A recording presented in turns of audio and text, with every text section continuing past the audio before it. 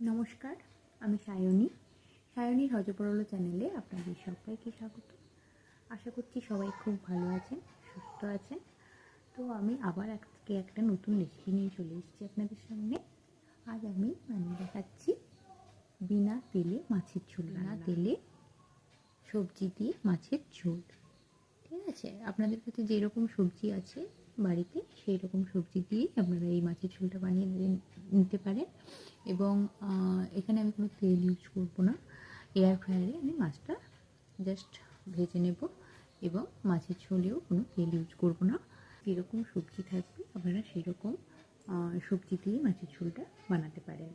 এবং এখানে একটা বিশেষ বৈশিষ্ট্য এই রান্নার, আমি কোনো তেল ব্যবহার করব না। আমি এয়ার ফ্রায়ারে মাছটা ভেজে নিচ্ছি আগে এবং তারপরে মশলা কষানোর সময়ও কোনো তেল দেবো না বা সবজিগুলো ভাজবও না। এমনি আমি বিনা তেলেই রান্নাটা আপনাদের সম্পূর্ণ করে দেখাবো। চলুন শুরু করা যাক।